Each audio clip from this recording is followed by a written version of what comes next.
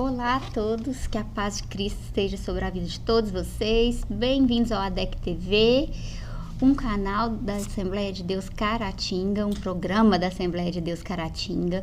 Nós estamos aqui hoje com o pastor Saulo e o pastor Gilberto. Hoje o professor Joás não irá nos acompanhar, porque ele acabou de ser papai, então ele tem uns dias aí de folga, Exatamente. né? E estamos dando continuidade nesse livro do pastor Luciano Subirá, Graça Transformadora, e chegamos ao capítulo 11, certo, pastores? Sim. Então aqui, o capítulo 11 se chama Força Capacitadora. Por meio da expiação de Cristo, o homem é capacitado a obedecer. Aí ele fala assim que há muita controvérsia doutrinária a respeito da graça e a devida aplicação dela na vida cristã. E alguns pregadores tentam limitar a ação da graça, né? Não somente no passado, mas direcionando somente aos pecados já cometidos. Isso é um erro, né, pastores? Sim. Limitar a expansão da graça. E a gente vem tratando de graça, gente. Assistam todos os programas se você perdeu algum deles, porque é um assunto maravilhoso e muito amplo. E vai esclarecer muita coisa a respeito, né, da graça e da nossa relação com o Senhor. Mas já dando início aqui, a força capacitadora, pastor Saulo, vamos lá para a pergunta. Qual seria o propósito de Deus em livrar o homem da condenação dos pecados já cometidos, sem livrá-los do poder do pecado a fim de evitá-lo? É uma pergunta, como diz, capciosa. Capciosa. Então, irmã Carol, dentro dessa introdução que foi feita, né, de certos pregadores, mestres, que querem limitar a graça de Deus somente ao perdão dos pecados cometidos, ao passado. Né? E o que nós vemos nesse capítulo, é o que vamos estar discorrendo aqui, é que a graça, ela realmente é uma força capacitadora. Ela não é apenas um meio de perdão, de reconciliação com Deus. Porque se, dentro da pergunta, se Deus tivesse um propósito apenas de nos livrar da condenação do pecado e não nos livrar do poder do pecado, a fim de nós poder evitá-lo, como que nós poderíamos vencer o pecado? Né? Então a graça, mais do que muitos de nós imaginávamos por muito tempo, que a graça servisse apenas para perdão. Eu pequei, Deus me perdoa. Eu torno a pecar, né? Esse vai e vem, cai, levanta, e a graça vai só suprindo isso.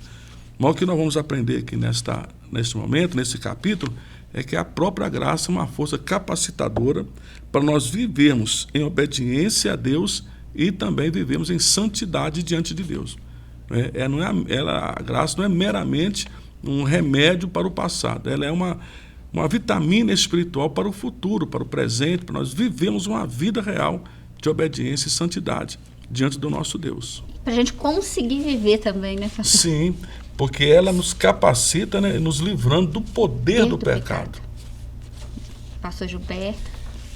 Bom, essa pergunta é uma pergunta muito boa no que se diz respeito a esse domínio do pecado. É uma doutrina muito discutida e alguns até de forma errada dissertam muita coisa, muita besteira. O pastor Saulo falou muito bem que a graça ela tem um poder, eu gosto muito da expressão que o pastor Sebastião Correia usa, ela tem um poder retroativo, que ela perdoa os nossos pecados que nós já cometemos, mas ela também tem um poder preventivo, ela nos previne de pecar. E é por isso que tem esse texto aqui, o pastor Luciano foi muito feliz, capítulo 11 e 12, era fantástico, dessa graça capacitadora. Então ela tira o domínio do pecado, ou ela nos blinda do domínio do pecado. Então é bom a gente frisar isso aí, né? A fim do homem evitar mesmo esse pecado. É uma luta constante que a gente tem contra o pecado, mas a graça nos capacita a bloquear isso aí, a evitar isso aí. Não só dos pecados que já cometemos, você já recebeu o perdão através da expiação, mas de novos pecados que o homem puder acometer ou vier a cometer, a graça ela tem o poder de blindar isso aí, de abortar essa ação pecaminosa na vida do homem. É como se você vê o pecado ali, você consegue desviar, Exatamente. você desvia dele. Exatamente. E dentro do que está aqui até no livro, né, a citação da carta de Paulo a Tito, porque a graça de Deus se manifestou salvadora a todos os homens. Ela nos ensina a renunciar à impiedade das paixões mundanas e a viver de maneira sensata, justa e piedosa nesta era presente. Então, a graça, tanto ela se manifestou salvadora, né, como também, como o pastor disse aqui, de uma maneira preventiva, para nos capacitar a evitar as paixões mundanas e a vivermos de maneira sensata, de maneira justa, de maneira piedosa. Porque por muitos anos, por muito tempo, o que nós aprendemos e até ensinamos sobre a graça era apenas nesse sentido. Uma graça que perdoava os pecados cometidos e depois ela só serviu para isso, para ir perdoando os pecados, conforme a gente ia cometendo os pecados. Nós imaginávamos que era praticamente impossível viver sem pecar, né? Que de toda forma nós vamos pecar. Nós éramos preparados para isso. Enquanto que a graça, ela vem para nos preparar a não pecar, a viver uma vida realmente de vitórias contra o pecado. Seremos tentados continuamente, né? E nós o somos, mas a graça nos capacita a vivermos uma vida, né, de renúncia, renunciar às impiedades, renunciar às paixões mundanas, a viver uma vida santa. Esse é o poder da graça, e a gente vai encontrar na palavra de Deus muitas referências sobre isso, né? Então é muito importante esse estudo desse capítulo para nós passarmos a ter uma vida de mais vitória contra o pecado e não de conformismo. Eu vou pecar mesmo, depois eu peço perdão de novo e a graça vai me perdoar. Não, a graça vai nos ensinar, vai nos conduzir a uma vida de vitória contra o pecado. E não adianta só pedir perdão por perdão. Tem uma palavrinha, um fator aí que se você não tiver remorso, não é perdoado, não. É arrependimento. Remorso. Só arrependimento, né? É interessante isso aqui. Muitas vezes, pastor Saulo, eu fico observando que muitas das vezes a gente já vivia uma situação assim e só não sabia explicar, só não sabia expor essa situação. O senhor falou algo muito importante aí, que muito tempo a gente foi ensinado e até ensinávamos que a graça ela tem esse poder só de uma reparação e não de um bloqueio, né? A graça ela é tanto corretiva quanto preventiva. Ela corrigiu o passado e nos previne de um futuro catastrófico. E nos capacita para não pecar. Para não pecar. É interessante que hoje a gente vive na igreja, muitas vezes a gente talvez não sabia explicar. Agora, com essa explicação, a gente já... muitos irmãos que estão nos assistindo, muitas pessoas. Por exemplo, alguém que era viciado no álcool, um vício que é um dos maiores hoje, né? Vamos falar assim. Sim. Alguém, por exemplo, que bebia muito e Jesus salvou. Ele pode beber de novo? Não. Se você quiser, pode. Sim. Né? Mas ele não bebe por quê? Porque a graça o capacita. A não beber. A não beber. Ele é tentar para beber novamente? Não, e na verdade, alcoolismo, essas coisas, não tem cura. Você não é um ex-alcoólatra. Você não está em uso, né, naquele. Mas se você voltar a beber, você volta a ser alcoólatra. Você não tem controle. Por isso que a graça é isso, né? Ela nos ajuda a nem depois voltar. Foi o primeiro... Interessante essa colocação que não existe ex-alcoólatra, também não existe ex-pecador. Ex-pecador, ex-drogado. Nós continuamos debaixo dessa palavra, porque houve a queda, ainda somos pecadores. Só que nós somos agora pecadores, capacitados pela graça, para não vivermos uma vida de pecado. Porque os desejos ao pecado estão em nós, né? Tiago falou isso muito, né? Que o desejo de pecar está aqui. Nós somos tentados e atraídos por desejos que estão em nós. Mas a graça vai nos capacitar a não darmos lugar a essa carne, essa natureza, e fazer a vontade dela. E quem faz isso somente a graça de Deus em Cristo Jesus. E pastor Saulo, você vai pensar bem, é isso mesmo. Porque um ex-alcoólatra, um ex-dependente químico e todos os tipos de vícios que existem, igual um pecador. Se você se aproximar de novo daquilo que te faz mal, você volta a consumir. Volta a fazer. Com muita rapidez. O interessante disso aí, tem 2 versículos que a gente sempre cita, são versículos assim que talvez a gente não analise o contexto desse versículo e a importância, a profundidade deles. João 8,32 e 8,36. E conhecereis a verdade, e a verdade vos libertará. E o 36 complementa isso aí. Se, pois, o Filho vos libertar, verdadeiramente sereis livres. Livre de quê? Da força do pecado, livre da influência do pecado, assim, dessa condenação, do domínio do pecado em nós. Mas tem que vigiar constantemente com essa graça para não voltar à prática, né? E é interessante eu sou apaixonado pelo Evangelho de João, esse capítulo em especial, né? E conhecereis a verdade. Yes. Aqui está o centro do versículo, conhecer a verdade. A verdade, ela é libertadora, mas ela só é libertadora se ela for conhecida. Sim. Uma verdade desconhecida não tem eficácia nenhuma. A mentira vai prevalecer, o erro vai prevalecer. A verdade só é poderosa quando conhecida. E até mesmo dentro do que estamos aqui no contexto do assunto, conhecendo esse poder da graça, né, tendo conhecimento disto que outrora parece que a gente não tinha, esse poder capacitador da graça, nós vamos ter mais liberdade ainda, mais poder para não pecar. Porque a graça já atua desde quando nós estamos aprendendo essa lição, esse livro, olha só, o escola dominical está no coração, né? Quando nós estamos aprendendo nesse livro, que a graça sempre esteve operante, desde a eternidade, mas manifesta agora na pessoa de Cristo. Mas se a gente não conhecer essa capacidade da graça, de nos capacitar para vencermos o pecado, é uma verdade que a gente não conhecia e vai continuar sem uma libertação. Mas ao conhecer essa verdade, dessa capacitação da graça, vai cumprir João que o pastor citou. E conhecereis a verdade, e eu vou fazer aqui um complemento, e conhecereis a verdade acerca da graça. Da graça. E a graça vos dará poder para serem livres de pecar, de voltar à condenação. Né? Eu acho muito importante esse entendimento, né? Eu vou até abrir um parênteses aqui para falar um pouquinho da verdade, porque a verdade é um princípio. É um princípio divino. Igual o amor, igual o perdão, são vários. Eu vou um pouco além, porque a graça, ou a verdade, né, a vida, é mais do que um princípio. A verdade é o próprio Deus. É a essência mesmo. Né? É uma essência do ser de Deus, mais do que do seu caráter. Jesus falou assim, eu sou a verdade. Então a verdade, a vida, né, é mais do que apenas um princípio, uma ideia. O amor não é apenas um sentimento.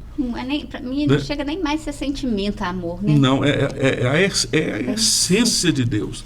Faz parte do ser de Deus. Né? A verdade também está junto ali como algo essencial de Deus, que Ele é a verdade. E não é para ser sentido, é para ser vivido. É para cumprir, é para ser vivido. Sim. E eu quero contar um testemunho de uma moça que eu conheci final de semana passado. Eu conheci ela em São Paulo e falando de princípios. Quando ela ouviu sobre a verdade, aquilo tocou ela profundamente. Dentro da palavra, a hora que ela ouviu aquilo, e ela começou a chorar e dar um testemunho que ela falava assim, eu não sou mentirosa, mas eu vivo uma vida de mentiras. Eu vou explicar melhor. Ela mexe na internet, ela faz tipo personal, exercício, alimentação balanceada. Aí ela tem marido, 2 filhas. Então ela expõe um pouco ali, né? É uma influencer. É uma influência, ela ganha dinheiro dando esses cursos. Uhum. Só que ela falou, só que não é aquilo que eu posso, aquela perfeição. Que não existe. Não existe, tipo assim, que as minhas filhas só comem desse jeito. Não é, eu tenho o maior trabalho, eu tenho um monte de problemas com meu marido. Tem dia que a gente não quer comer aquilo. E ela entendeu que ela pode trabalhar nesse mesmo ramo sendo verdadeira. Que ela vai ganhar muito mais. Porque ela, além dela ensinar as pessoas na saúde física, ela ainda vai conseguir atingir pessoas que ela fala, olha, eu estou vivendo a verdade, né? Eu estou vivendo Jesus, aqui não é perfeito, a gente tenta, mas isso tocou ela tanto que ela chorava e chorava. Essa vida de alimentação sadia é o correto. Agora, nós também temos dificuldade para viver isso aqui. É porque ela posta, né? Porque geralmente como se fosse tão normal, ela, né? Perfeito. E ela fala assim, não era. E eu tô querendo induzir as pessoas, aí as pessoas que não conseguem ter essa perfeição que eu posto, ficam frustradas. Mas eu não tenho essa perfeição, porque isso não existe. E ela chorava. Por que me tocou essa história? Porque ela chorava, porque ela se sentia culpada de passar uma mentira. Uma vida que não é verdade. Que não é verdade. E aí, aplicando até na nossa vida espiritual, né, quando nós pregamos, anunciamos o Evangelho, Eu gosto de vez em quando frisar isto quando eu estou ministrando nas igrejas onde eu estou pastoreando, porque a gente nós não somos perfeitos. A gente prega a verdade, mas nós temos que lutar também. Aí eu sempre me lembro do apóstolo Paulo, né? Paulo falando sobre o que é um cristão de verdade. Ele vai dizer assim, não que eu já haja alcançado, mas o que eu faço é o seguinte, eu vou prosseguindo para o alvo. Eu não alcancei ainda a perfeição de não ser nem tentado. Paulo vai dizer sobre isso. Mas eu estou ensinando a vocês como que é o processo. Agora eu também estou incluído nesse processo de estar lutando contra mim mesmo. Então, isso que nós falamos aqui sobre essa verdade, essa moça, né, essa pessoa que só conheceu, ela está ensinando uma vida saudável, e é o correto. Mas só que ela, com a família dela, também tem que lutar contra os seus apetites por uma alimentação diferenciada, uma alimentação não tão saudável, para viver isso. E a vida cristã é a mesma coisa, nós ensinamos a verdade. Como estamos falando aqui sobre a salvação pela graça, mas nós também estamos sendo cada dia usados e capacitados pela mesma graça, como todo mundo, lutando contra as tentações que nos atingem, para não cedermos e poder estar na presença de Deus. Não somos perfeitos, né? Porque a visão que se tinha anteriormente, de pastores, de pregadores, que eram perfeitos, era um anjo na terra. E não é verdade. Se fosse assim, já tinha sido repartado, né, pastor? Já não estava mais aqui. Você está no céu com Jesus. Já não saímos. Nós vamos para um breve intervalo e daqui a pouquinho nós voltamos com a segunda parte.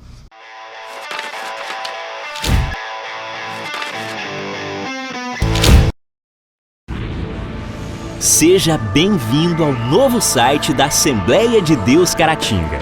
Agora ele está completo para você acompanhar bem de perto tudo sobre nossa igreja. Nele você encontra um pouco de nossa história, onde nós estamos, nossos horários de cultos e endereços de nossas filiais. E ainda você poderá fazer seu pedido de oração, sua contribuição, acompanhar nossas notícias, entrar em contato conosco e muito mais. Mais uma forma de você acompanhar tudo o que acontece na Assembleia de Deus Caratinga, de onde você estiver. Acesse agora assembleiadedeuscaratinga.org. Uma verdadeira história de fé, renúncia, desafios e conquistas. Você irá se emocionar e extrair lições extraordinárias da biografia de um dos mais expressivos líderes do movimento pentecostal no estado de Minas Gerais. Recomendada por influentes líderes cristãos. Adquira agora mesmo Ari Coelho, um legado de fé, e descubra detalhes de uma história de vida que pode transformar a sua. Um produto com a qualidade CPAD.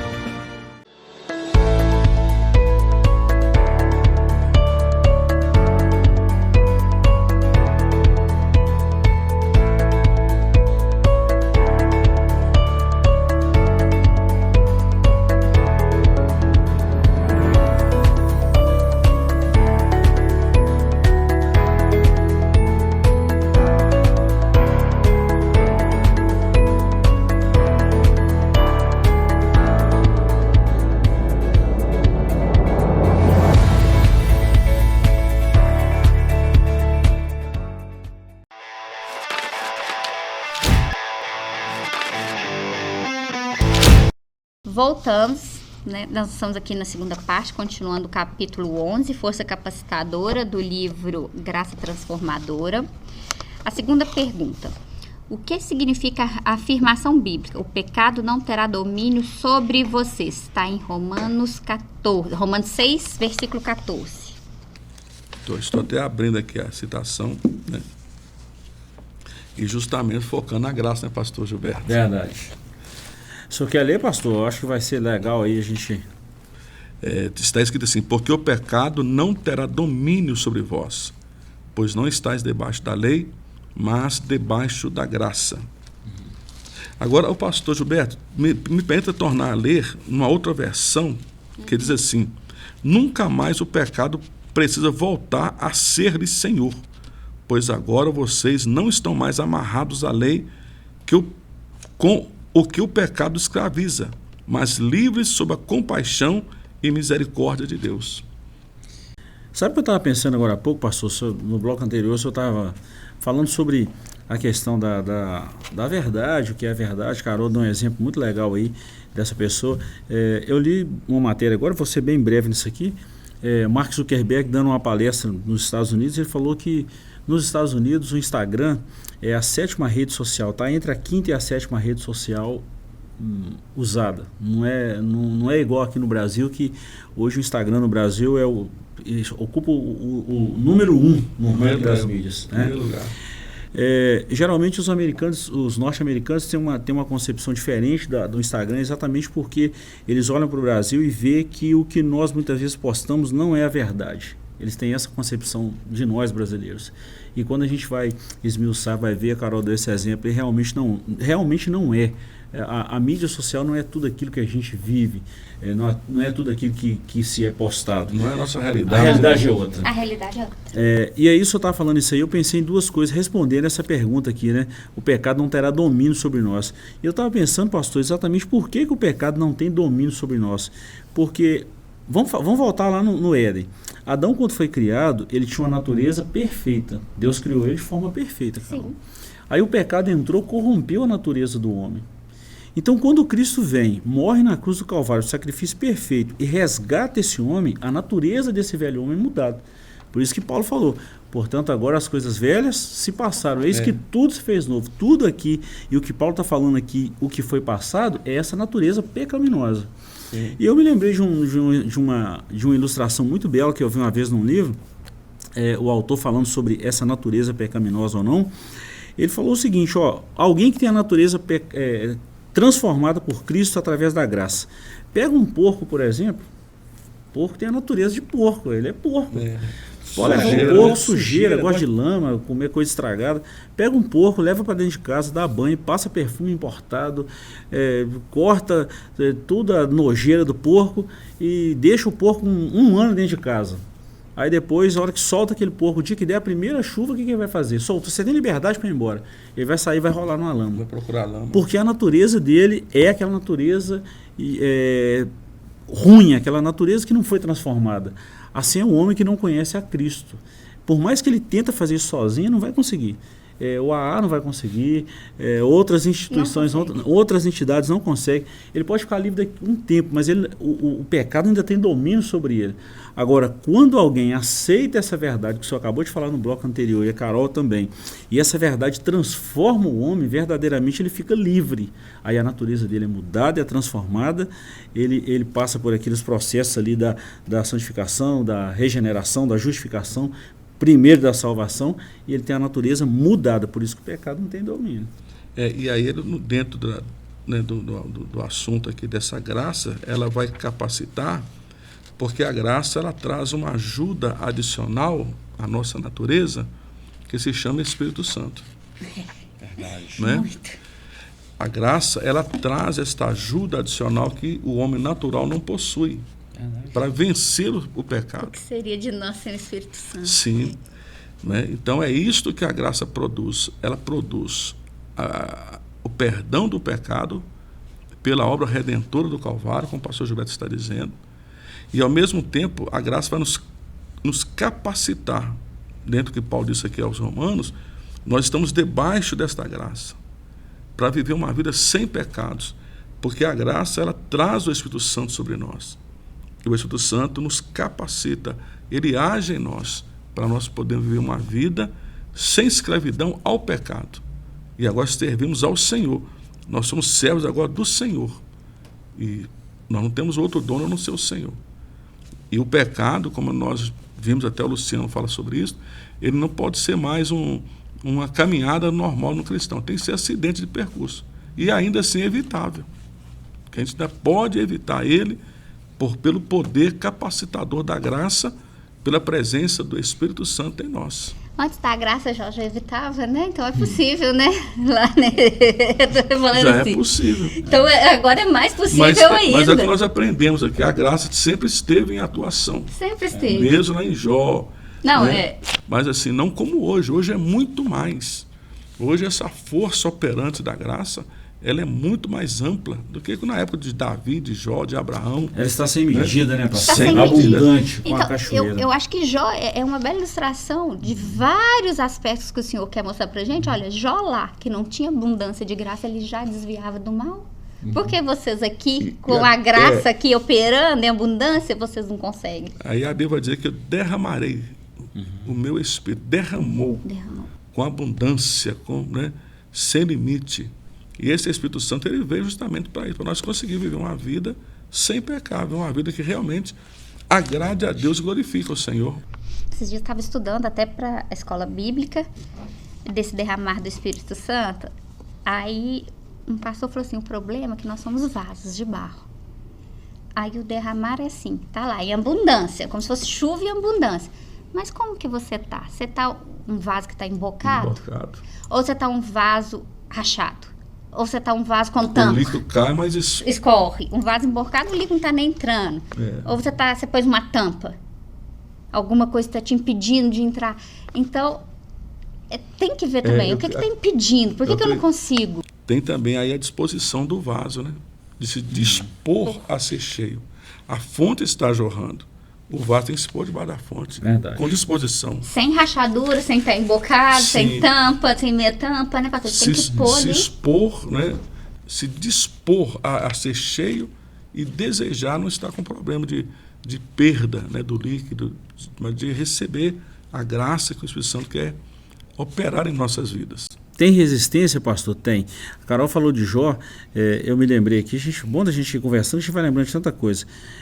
Eu estava lendo uma Bíblia, de uma versão bem próxima ao original, esses dias agora, voltei lá no Gênesis, eu me deparei com o texto de Caim e Abel. Abel, ele ofereceu um sacrifício perfeito. O sacrifício de Abel, a oferta de Abel foi perfeita, mas antes de Deus olhar para a oferta, Deus olhou o coração do ofertante. E Deus olhou para Caim também, falou assim, ó, se você, e Deus falou com ele desse jeito, se você proceder bem, o seu sacrifício também não vai ser aceito. Ele não falou do sacrifício, falou, ó, se você proceder bem, não vai ser aceito. Ó, se você proceder bem, você pode evitar o mal. Mas se você não proceder bem, o mal está à sua porta. Já está batendo. E vai te dominar. É exatamente esse domínio. Ele não procedeu bem, o coração dele foi bloqueado, ele bloqueou, ele resistiu à graça de Deus. E nós estamos falando de um período, pastor, muito antes da lei, mas a graça de Deus já estava lá operando. Ela sempre agiu. Sempre agiu. Primeiro homicídio, primeira manifestação real do pecado, está ali a graça oferecendo um caminho, né? Verdade. Para Deus sempre dá essas oportunidades, né? Ele nunca vai de uma vez. Sempre. A pergunta número 3 é a última. Acerca da tentação humana e do livramento divino, por que é importante definir qual deles é algo natural e qual é um recurso sobrenatural? Tentação humana. Fantástica pergunta. É algo natural ou sobre um recurso? Eu acho interessante que até na explicação que a gente vai ter dentro do livro, da verdade da palavra de Deus, a tentação é algo natural, ou seja, não são algo sobrenatural, nós temos tentado, é algo da nossa própria natureza, né? É algo que está dentro de nós, algo natural. Porque senão, se fosse uma força sobrenatural que nos levasse à tentação, ou que fosse a tentação em nós não teríamos recurso para vencê-la. Mas é algo natural que pertence à nossa natureza caída, né? Evidentemente que o diabo vai usar, é um ser espiritual, mas o diabo vai usar justamente algo natural em nós. Vai oferecer aquilo que a nossa natureza deseja, mas é algo natural. Agora, o que é sobrenatural? O que está além do natural, do normal, é a graça salvadora de Deus. Porque a graça, a salvação, não é algo natural do ser humano, mas é algo que vem de Deus, sobrenatural, para nos salvar. A graça é sobrenatural, a tentação é natural. Porque tem pessoas que falam, é o diabo que me derrubou. Não, o diabo, quando muito, né, entre aspas, que não é pouco, mas quando muito vai nos tentar, mas ele nunca pode nos obrigar a pecar. A escolha é nossa. A escolha sempre vai ser nossa.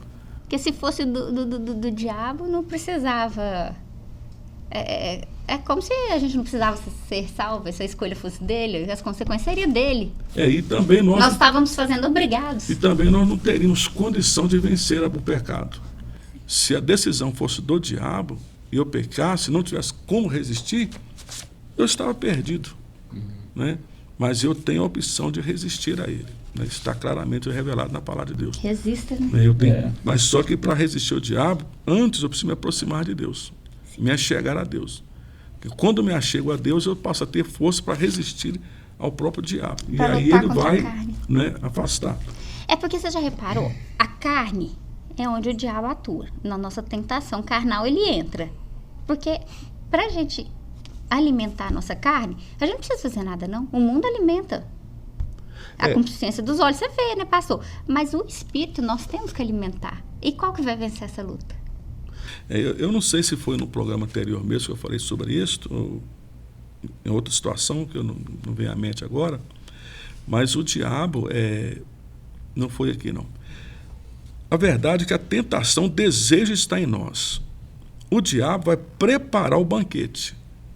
Eu até citei nessa conversa, por exemplo, tem certo momento do dia que me dá vontade de almoçar. A natureza minha reclama o almoço, o alimento, e começa a manifestar os desejos.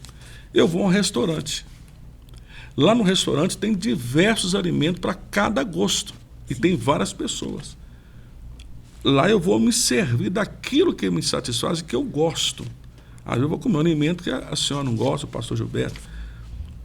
O restaurante é preparado e montado para satisfazer os nossos desejos de alimento, desejos naturais e normais. O diabo faz o mesmo, ele monta uma situação, vamos dizer assim, um restaurante manjares, com seus manjares, de acordo com cada gosto e desejo. O que nós temos que fazer é resistir a isto, porque o diabo vai usar algo externo, que é o próprio mundo, que a Bíblia diz que é o nosso inimigo. Ele vai usar o mundo para atiçar os nossos desejos que já estão em nós, para nos atrair. Agora, cabe a nós resistir a isso. E é isto que é algo natural. O desejo está em nós.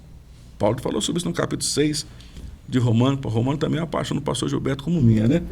Capítulo 6 de Romano fala desses desejos fortes que nós temos. No capítulo 7, capítulo 8, vai mostrar que a graça de Deus, a bondade de Deus agora nos dá condição de não ceder a isto. Né? A única coisa que ele faz é armar o banquete. Agora a graça nos capacita a algo que vem de Deus, algo sobrenatural, além da nossa natureza, para nos dar força para resistir ao pecado e conseguir viver uma vida na presença de Deus. Deixa eu ler um texto aqui que vai ilustrar tudo isso aí que o pastor Saulo falou. Ilustrar não, vai dar base, né? O pastor Saulo não falou nada sem base, mas vai colaborar muito, somar muito ao que ele falou. Tiago 1,12, bem-aventurado o homem que suporta a tentação, porque quando for provado, não está falando tentado. Bem-aventurado o homem que suporta a tentação, porque quando ele for provado, ou quando ele for testado naquela tentação, ele receberá a coroa da vida, o qual o Senhor tem prometido aos que o amam, ou aproximar de Deus. Ninguém sendo tentado pode dizer, de Deus sou tentado, porque Deus não pode ser tentado pelo mal, e a ninguém tenta. Mas cada um é tentado quando atraído e engodado pela sua própria concupiscência, ou seja, está em nós. E a gente precisa reprovar isso aí. Depois, havendo a concupiscência concebido, dá à luz o pecado, e o pecado sendo consumado gera morte. Ou seja, o homem é atraído, é engodado, ou seja, primeiro ele é atraído, é alimentado, a alma dele, a carne se farta, e depois ele comete o pecado dá luz, e aí gera a morte. Então tudo isso aí começa lá no versículo 12, bem-aventurado o homem que suporta essa tentação, porque quando ele for provado, ele vai receber a coroa da vida. E essa é a graça. E para suportar essa tentação, você tem 3 requisitos básicos: oração, leitura da palavra, meditação, não só leitura, e jejum, né? Você precisa alimentar o espírito. Exatamente. E é só dessa... Eu não conheço outras maneiras, não. Se tiver, pastor, vocês me corrijam. Não tem. São armas, né, espirituais, sobrenaturais. Verdade. Palavra de Deus, oração, jejum. Jejum não é uma coisa natural para o ser humano. Não, mortificar a carne. O natural é comer, né? E o jejum é contra isso, né? Vai na contramão. É a força que nós conseguimos para vencer o mal. Nós vamos encerrar por aqui. Nós voltamos No próximo programa, nós vamos falar do capítulo 12, que chama Graça. É uma pergunta, né?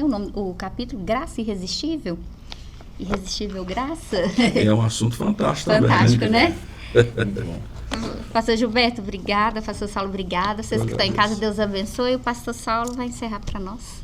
Senhor, nós mais uma vez agradecemos, porque a tua graça tem nos conduzido até aqui e com certeza conduzirá-nos até o grande dia do arrebatamento. Todos aqueles que estão nos assistindo neste momento, que esta graça possa também nos fortalecer, iluminando o seu coração, a sua mente, para viver uma vida de vitória contra o pecado. É a oração que te fazemos em o nome de Jesus. Amém e amém.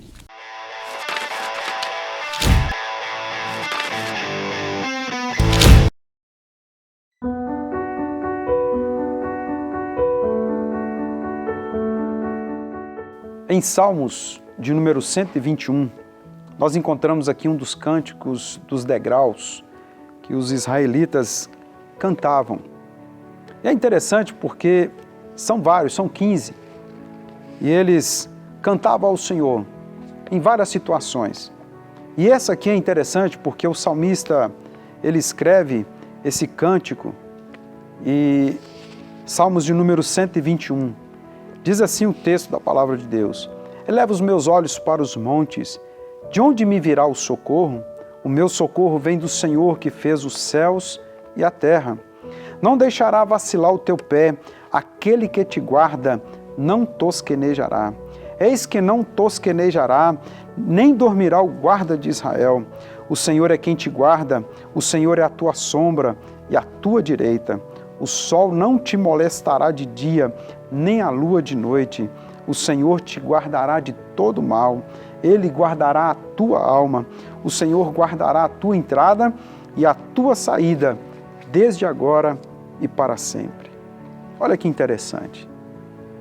O salmista começa a escrever, talvez em um momento de aperto, em um momento em que ele estava se sentindo só, precisando de soluções, precisando resolver algumas coisas, algumas situações, e aí ele começa a questionar com ele mesmo, e olhava para um lado, olhava para o outro, e a Bíblia vai dizer para nós que ele escreve: eleva os meus olhos para os montes. E depois ele solta uma pergunta dizendo: de onde me virá o socorro?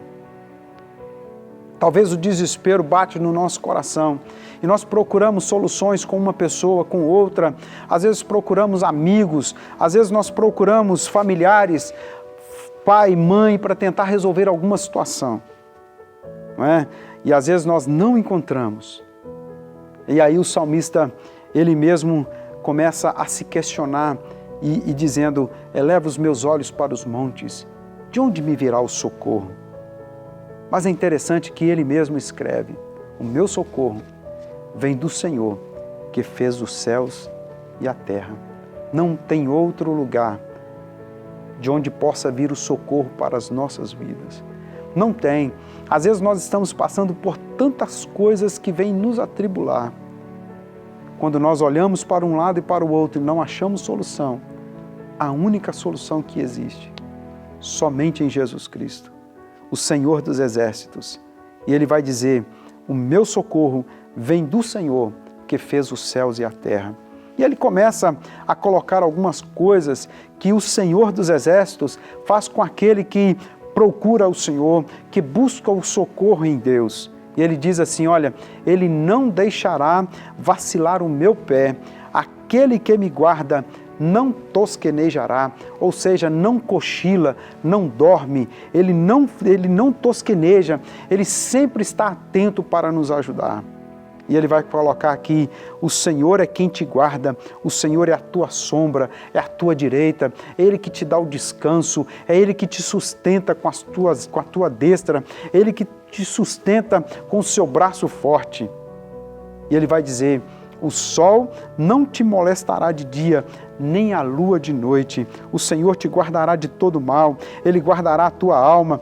O Senhor, Ele vai guardar a tua saída e a tua chegada, não importa onde você estiver. Somente Ele, Jesus Cristo de Nazaré, é que te guarda. E o texto diz para nós que Ele não cochila, Ele não dorme, Ele não tosqueneja, Ele jamais Ele vai parar de olhar para você e te deixar sozinho, sem uma solução para você. Deixa eu dizer, quando você estiver com aflição no seu coração, e às vezes procura para um lado e para o outro, faça como o salmista, reconheça que o Senhor Jesus é o seu Senhor e que é dele e é nele que vem o nosso socorro. Ele mesmo escreve, o meu socorro vem do Senhor que fez os céus e a terra. Só Ele tem a solução para você.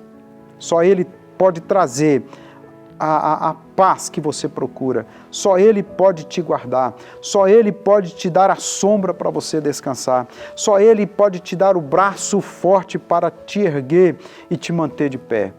E é Ele que vai guardar você de todo mal, vai guardar a sua alma, vai te livrar das coisas que tanto te afligem. Então não esqueça, quando você estiver passando por alguma situação, não adianta você olhar para os montes, né? Levar os seus olhos para os montes. O que você e eu e nós, todos nós, precisamos fazer é reconhecer que o Senhor Deus, que fez os céus e a terra, é o nosso socorro e Ele está sempre pronto para nos ajudar. Eu quero orar com você e colocar você diante do Senhor, colocar a sua situação diante de Deus, para que você esteja sempre debaixo das mãos do Senhor, que é um lugar mais seguro que o ser humano pode estar. Ora comigo. Pai, eu quero colocar diante do Senhor as nossas vidas, a minha vida, a vida daquele que está me assistindo, que está nos vendo aqui neste momento. Que a bênção do Senhor seja sobre eles, que a bênção do Senhor seja sobre nós.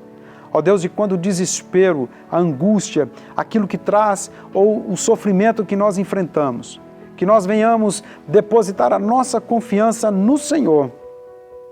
Pai, não é para os montes que nós devemos olhar, mas nós devemos olhar para o Senhor e saber que o Senhor é o nosso socorro bem presente, que o Senhor é o nosso refúgio, que o Senhor é aquele que faz todas as coisas e o Senhor é o Senhor dos céus, o Senhor da terra. Pai, abençoa as nossas vidas e é o que eu clamo a Ti neste momento, para que o Senhor venha trazer a paz e a alegria aos corações de todos quantos estão aflitos. Pai, essa é a nossa oração e é o que eu oro a Ti no nome de Jesus Cristo. Amém e amém. Que Deus te abençoe, que Deus venha trazer essa paz que só Ele pode te dar.